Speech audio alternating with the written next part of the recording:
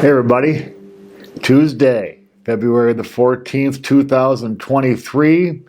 It's Valentine's Day, a very romantic day here in the U.S. Hopefully you've got somebody special to share the day with. To all our lady viewers out there, you know, I'm constantly kind of just an old guy, I guess. And it's guys. Don't want to forget the gals. A super happy Valentine's Day to the lady viewers. We appreciate you guys. I know we have so many loyal ones. Thanks to all of you guys and the guys too. We don't want to be skipping anybody. Happy Valentine's Day. As always, we want to welcome everybody to the show. Thank you guys for your support. You guys helping us out every day, watching these videos, keeping the show going. We love you guys for it. We appreciate it.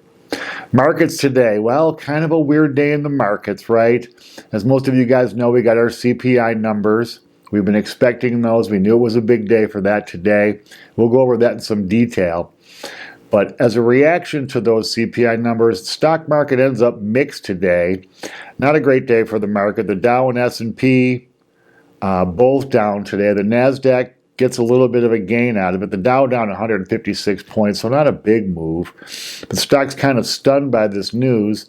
I think they kind of were expecting this just perfect glide down to 2% inflation, and any little bumps in the road are going to have this kind of effect, guys, so don't be surprised if this kind of bumpy road continues, as long as it takes to get inflation numbers back down.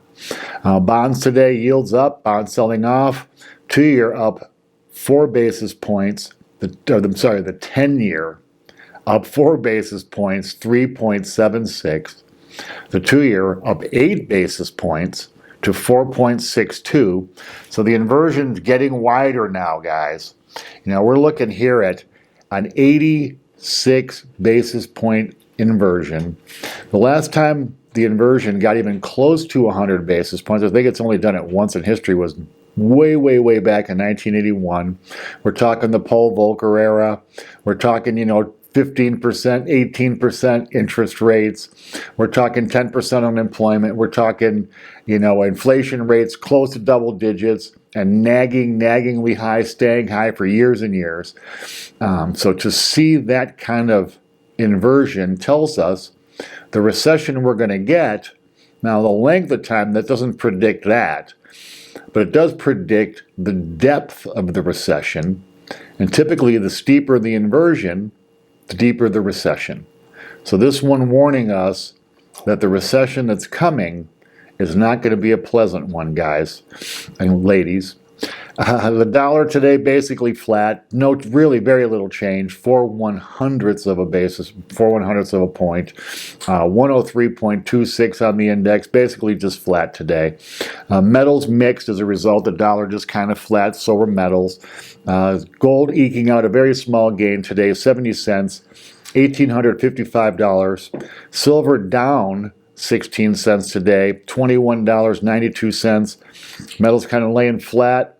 A lot of uncertainty, as we've been telling you guys, and you guys should understand. Metals prices are strongly going to be reflected in the strength or weakness of the dollar.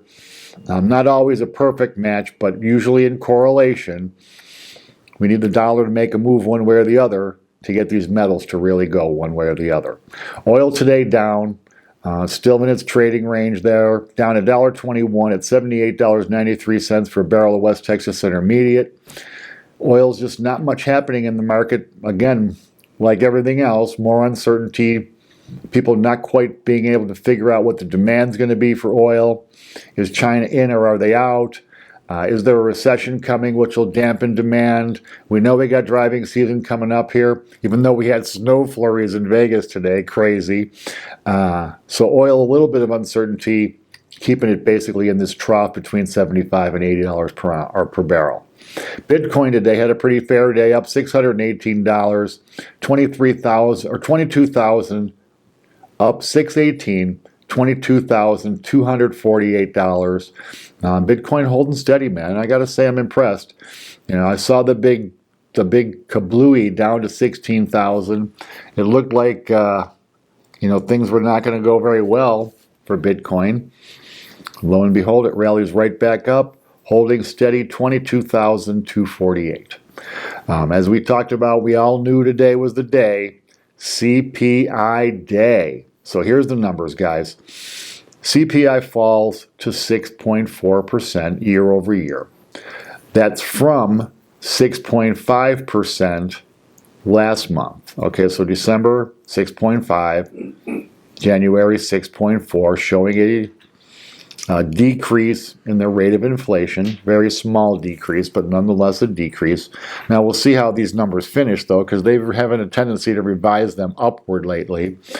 They were expecting 6.2%, so disappointed from what they were expecting to the result. Core rate up 5.6. They were expecting They were expecting it to be up 5.5, so another disappointment there.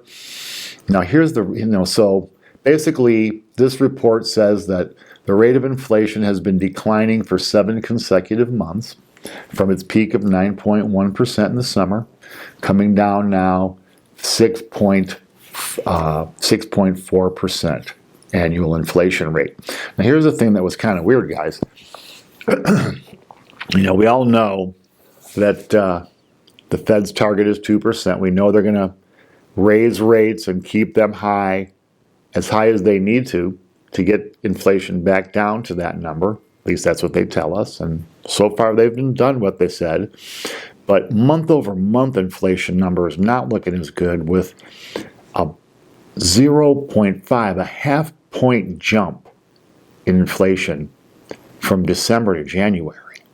And that's kind of weird because sales were down. Remember the consumer spending numbers for December were down. So to see that kind of jump, pretty big surprise to the market. I'm sure the Fed's looking at that pretty closely. We got jobless numbers coming this week. We got a lot. Tomorrow we'll get consumer spending numbers. Big stuff coming still this week. So the pieces of the puzzle starting to fit. The inflation game, the super bears who want everything to go perfectly really kind of going to be a little disappointed today. It showed in the markets. Market really choppy. Looked like it was going to go up and then down and all around. Honestly, I'm surprised that it didn't decline more than it did. I kind of feel like the stock market, remember the movie Raging Bull, an old movie back with Robert De Niro, where he played Jake LaMotta, the fighter. And in the movie, to get a title fight, back in those days in the 40s and 50s, boxing was pretty fixed thing. So to get a title fight, he actually had to throw a fight to some up-and-coming guy that they were trying to promote. So he finally agreed to do it. And he gets in the ring with this guy, and he knows he's going to, he has to fall with this guy. So they get out in the middle of the ring, and they're just, kind of getting loose in the first round. And LaMotta, De Niro's character, Jake LaMotta, just throws a little soft jab at the guy, and he literally, it hit the guy. He hit just like, boop, just a little tap. And he basically had to run in and grab the guy and hold him up because the guy was about to go down from just a little love tap. And that's the way the market looks to me right now. Like just a little tap, anything negative in this inflation fight that makes it look like the Fed might actually have to get rates high.